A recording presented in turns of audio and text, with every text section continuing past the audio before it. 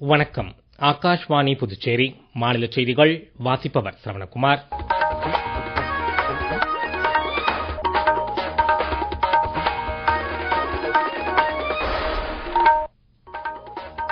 தலைப்புச் செய்திகள்.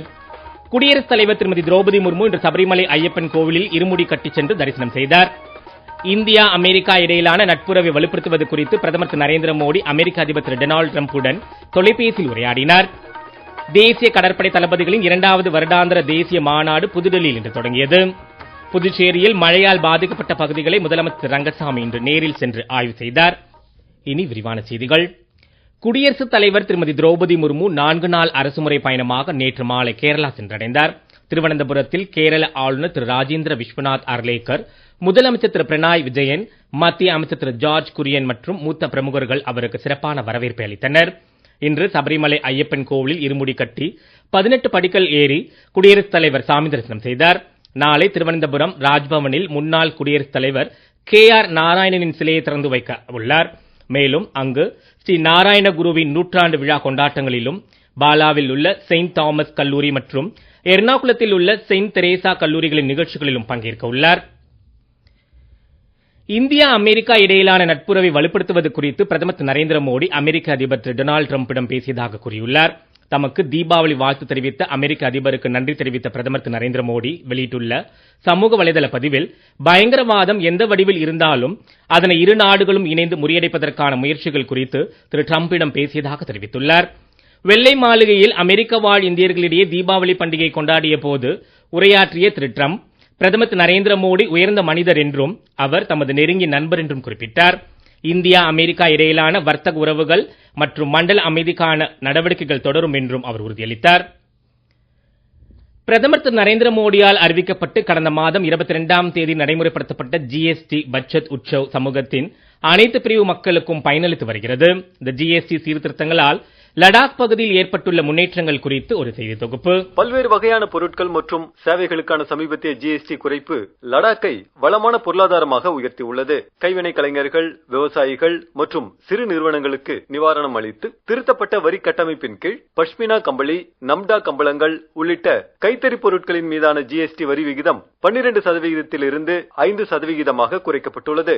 இதன் காரணமாக உள்ளூர் கைவினை கலைஞர்கள் மற்றும் விவசாயிகள் தொடர்ந்து வருமானம் ஈட்டும் நிலை மேம்பட்டுள்ளது என்றும் ஏற்றுமதிக்கான வளர்ச்சி அதிகரித்துள்ளது என்றும் மத்திய அரசு தெரிவித்துள்ளது. இதற்கிடையே 7,500 ரூபாய் வரையிலான தங்கும் விடுதிகளின் வரி விகிதம் 12% 5% குறைக்கப்பட்டுள்ளது. இதனால் சுற்றுலா பயணிகளின் வருகை அப்பகுதியின் பொருளாதார வளர்ச்சியை அதிகரித்து லடாக் பகுதி மக்களின் வாழ்க்கையை மேம்படுத்தி உள்ளதும் குறிப்பிடத்தக்கது. தேசிய கடற்படை தளபதிகளின் 2வது வருடாந்திர தேசிய மாநாடு புதுடெல்லியில் இன்று தொடங்கியது. 3 நாட்கள் நடைபெறும் இந்த மாநாட்டில் ஆபரேஷன் சிந்தூர் மற்றும் கடற்படையின் செயல்பாடுகள் மற்றும் போர் தயார் நிலை குறித்து ஆலோசிக்கப்பட உள்ளது. இம்மாநாட்டில் கலந்து கொள்ளும் மத்திய பாதுகாப்புத்துறை அமைச்சர் திரு ராஜ்நாத் சிங் நாளை கடற்படை தளபதிகளிடம் சிறப்புரையாற்ற உள்ளார். கடற்படை தளபதிகளுடன் இணைந்து இந்திய பெருங்கடல் பிராந்தியத்தின் ஒட்டுமொத்த பாதுகாப்பு நிலைமை தொடர்பான திட்டங்களை அவர் மதிப்பாய்வு செய்ய உள்ளார். தற்போதைய புவிசார் சூழலில் பன்முக சவால்களை எதிர்கொள்ளும் வகையில் கடற்படையின் திறன்களை முன்னெடுத்து செல்வதற்கு இந்த மாநாடு ஒரு வாய்ப்பாக அமையும் என்று எதிர்பார்க்கப்படுகிறது. இந்திய ராணுவம், இந்திய விமானப்படை மற்றும் இந்திய கடலோர காவல்படை ஆகியவற்றுடன் ஒருங்கிணைந்து போர்த்திறன் செயல்பாடுகள் மற்றும் கூட்டு நடவடிக்கைகளை மேம்படுத்துவதில் இந்த மாநாடு கவனம் செலுத்த உள்ளது.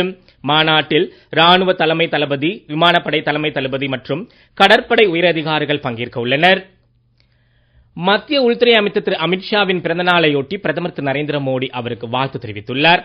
பொது வாழ்வில் அர்ப்பணிப்பு உணர்வோடு கடமையாற்றி வருபவர் திரு அமித்ஷா என்றும், நாட்டின் பாதுகாப்பை வலுப்படுத்த பல்வேறு முயற்சிகளை எடுத்து வரும் அவர் நீண்ட காலம் வாழ தாம் இறைவனை வேண்டுவதாக தமது வாழ்த்து செய்தியில் பிரதமர் குறிப்பிட்டுள்ளார். மத்திய இணையமைச்சர் டாக்டர் எல் முருகன் விடுத்துள்ள வாழ்த்து செய்தியில், நாட்டின் வளர்ச்சிக்காக தொலைநோக்கு பார்வையுடன் அயராது பாடுபடுவர் திரு அமித்ஷா என்று கூறியுள்ளார். புதுச்சேரி முதலமைச்சர் திரு ரங்கசாமி விடுத்துள்ள வாழ்த்து செய்தியில், திரு அமித்ஷா நல்ல ஆரோக்கியமும் நீண்ட ஆயுளும் பெற்று நாட்டை சிறந்த பாதையில் கொண்டு செல்ல புதுச்சேரி மக்களின் சார்பாக தாம் வாழ்த்துவதாக தெரிவித்துள்ளார். நீங்கள் கேட்டுக்கொண்டிருப்பது மாநில செய்திகள். ஆகாஷ்வாணி செய்திகளை நேயர்கள் உடனுக்குடன் தெரிந்து கொள்ள எமது புதுச்சேரி மண்டல செய்திப் பிரிவின் சமூக ஊடகங்களான @airnews_புதுவை என்ற எக்ஸ் பக்கத்தையும், all India radio news Puducherry என்ற Facebook பக்கத்தையும், @RNU புதுச்சேரி என்ற யூடியூப் சேனலையும் அணுகலாம்.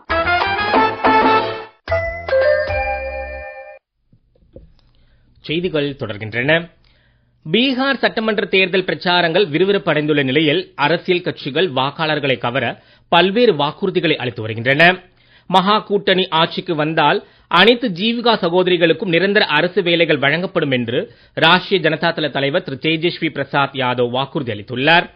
பாட்னாவில் நடைபெற்ற செய்தியாளர் சந்திப்பில் உரையாற்றிய அவர், சுய உதவி குழுக்களுடன் தொடர்புடைய ஒவ்வொரு ஜீவிகா சகோதரிக்கும் மாத சம்பளமாக 30,000 ரூபாய் வழங்கப்படும் என்றும், அதனுடன் சுகாதார காப்பீடு மற்றும் பிற சலுகைகளும் வழங்கப்படும் என்றும் தெரிவித்துள்ளார். பீகார் துணை முதலமைச்சர் திரு சாம்ராஜ் சௌத்ரி ஆர்ஜேடி தலைவர் திரு தேஜஸ்வியை கடுமையாக விமர்சித்துள்ளார். இதற்கிடையில் காங்கிரஸ் மூத்த தலைவரும் அக்கட்சியின் தேர்தல் பார்வையாளருமான திரு அசோக் கெலாட் இன்று பாட்னாவில் கிராண்ட் அலையன்ஸ் தலைவர்களிடையே கலந்துரையாடுகிறார். வரும் நாட்களில் கூட்டு தேர்தல் பிரச்சாரத்திற்கான உத்தி குறித்து திரு தேஜஸ்வி யாதவுடன் திரு கெலாட் பேச்சுவார்த்தை நடத்துவார் என்று எதிர்பார்க்கப்படுகிறது. மறுபுறம் தேசிய ஜனநாயக கூட்டணி மீண்டும் ஆட்சிக்கு வந்தால் மாநில வளர்ச்சியின் வேகம் மேலும் அதிகரிக்கும் என்று பாஜக வலியுறுத்தியுள்ளது. பீகார் சட்டமன்ற தேர்தலில் மக்கள் மீண்டும் தேசிய ஜனநாயக கூட்டணிக்கு தெளிவான பெரும்பான்மை வழங்குவார்கள் என்று பாஜக மாநில தலைவர் டாக்டர் திலீப் ஜெய்ஸ்வால் நம்பிக்கை தெரிவித்துள்ளார். இதற்கிடையே நவம்பர் 6ஆம் தேதி பீகாரில் முதற்கட்ட சட்டமன்ற தேர்தலுக்கான வாக்குப்பதிவும், தொடர்ந்து 12ஆம் தேதி 2ஆம் கட்ட வாக்குப்பதிவும் நடைபெற உள்ளது. நவம்பர் 14ஆம் தேதி வாக்குகள் எண்ணப்பட்டு தேர்தல் முடிவுகள் அறிவிக்கப்பட உள்ளன. புதுச்சேரியில் நேற்று பெய்த கனமழையால் தாழ்வான பகுதிகளில் தேங்கிய மழைநீரால் பொதுமக்கள் பெரிதும் பாதிக்கப்பட்டுள்ளனர். இந்திரா காந்தி சதுக்கம் அருகே சாலையில் மழைநீர் தேங்கியதால் வாகன ஓட்டிகள் சிரமத்திற்குள்ளாயினர். ரெயின்போ நகர், கிருஷ்ணா நகர், தேங்காய்திட்டு, உருளையன்பேட்டை உள்ளிட்ட பல்வேறு பகுதிகளிலும் மழைநீர் பெருக்கெடுத்து ஓடியது. நிலையில் முதலமைச்சர் திரு ரங்கசாமி மழைநீர் தேங்கிய பகுதிகளுக்கு சென்று ஆய்வு மேற்கொண்டார்.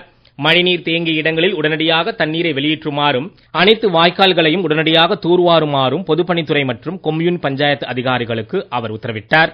தொடர்ந்து செய்தியாளரிடம் பேசிய அவர், தண்ணீர்லாம் விரைவாக ஓடக்கூடிய நிலையில் நம்ம முன்னெச்சரிக்கை நடவடிக்கை எடுத்திருந்தோம். அதனால உடனடியாக வந்துட்டே இருந்தது. மேட்டு பகுதி தண்ணி வரும்போது இந்த பள்ள பகுதியில் கொஞ்சம் தண்ணீர் வந்துட்டு இருக்குது. ஒரு சில இடத்துல மட்டும் நம்ம இப்போ இந்திரா காந்தி ஸ்கொயர் இருக்கு, அந்த இடத்துல அந்த கனவு நீர் தண்ணி வருது, அப்படின்னு அந்த சனோகத்தோட தண்ணி வருது. அது சரி பண்றதுக்கு அடுத்து இன்னொரு பாலத்தில் பைப் போடணும்னு சொல்லியிருக்காங்க, வாய்க்கால் போடணும்னு சொல்லியிருக்காங்க. இதெல்லாம் இல்லாத அளவு சரி பண்றதுக்கு எது இந்த நடவடிக்கை ஆலோசனை சொல்லிட்டு இருக்கோம், பார்த்துட்டு இருக்கோம். ஒரு சில பகுதியில் தண்ணி தேங்குவதற்கு அதை அகற்றுவதற்கு நடவடிக்கை அரசு எடுத்து எல்லாத்தையும் மோட்டர் போட்டு வச்சிருக்காங்க. நகராட்சி, நம்முடைய கொம்யூன் பஞ்சாயத்து ஆணையர்லாம் அதிகாரிலாம் பணியில் ஈடுபட்டு இருக்காங்க. பள்ள பகுதியில் உள்ள தண்ணீரை அகற்றுவதற்கு நடவடிக்கை எடுக்கிறாங்க. அடுத்த மழை இந்த பிரச்சனை கூட எல்லாருக்கும் என்ன பண்ண முடியும் நடவடிக்கை எடுத்திருக்காங்க. இதனைத் தொடர்ந்து மின் மோட்டார் பொருத்தப்பட்டு தேங்கியிருந்த மழைநீர் வெளியேற்றப்பட்டது. இது குறித்து எமது செய்தியாளர் மேலும் கூறுகையில், புதுச்சேரி மாநிலத்தில் கனமழை காரணமாக இந்திரா காந்தி சிக்னல் மற்றும் ரெயின்போ நகர், கிருஷ்ணா நகர் உள்ளிட்ட பல்வேறு பகுதிகளிலும் தாழ்வான பகுதிகளிலும் மழைநீர் தேங்கியதால் பொதுமக்கள் வெளியே செல்ல முடியாமல் சிக்கி தவித்தனர். மேலும் இந்திரா காந்தி சிக்னல் அருகே வாகன ஓட்டிகள் நீரில் தத்தளித்தபடி செல்லும் சூழ்நிலை ஏற்பட்டது. இதனை அறிந்த புதுச்சேரி முதலமைச்சர் ரங்கசாமி அனைத்து பகுதிகளிலும் காரில் சென்று ஆய்வு செய்து உடனடியாக நீரை வெளியேற்றுமாறு பொதுப்பணித்துறை அதிகாரிகளுக்கு உத்தரவிட்டார். மாவட்ட நிர்வாகம் தண்ணீரை தேங்காமல் இருப்பதற்கான அனைத்து நடவடிக்கைகளும் துரிதமாக எடுத்து வருகிறது. கிராம பகுதியில் உள்ள சுமார் 2000க்கும் மேற்பட்ட ஏக்கர் அளவிலான நெற்பயிர்கள் நீரில் மூழ்கி நாசமாயின. ஆகாஷ்வாணி செய்திகளுக்காக கந்தன் கருணாகரன். தென்மேற்கு வங்கக்கடலில் நிலவிய ஆழ்ந்த காற்றழுத்த தாழ்வு பகுதி அடுத்த 12 மணி நேரத்தில் காற்றழுத்த தாழ்வு மண்டலமாக வலுப்பெறக்கூடும் என்று சென்னை வானிலை ஆய்வு மையம் தெரிவித்துள்ளது. இதனைத் தொடர்ந்து அடுத்த 12 மணி நேரத்தில் இது வட தமிழகம், புதுச்சேரி, தெற்கு ஆந்திர கடலோர பகுதிகளை நோக்கி நகரக்கூடும் என்றும் இம்மையம் தெரிவித்துள்ளது. திருவள்ளூர், ராணிப்பேட்டை மாவட்டங்களில் இன்று அதி கனமழை பெய்யக்கூடும் என்று சென்னை வானிலை ஆய்வு மைய இயக்குநர் திரு செந்தாமரை கண்ணன் தெரிவித்துள்ளார்.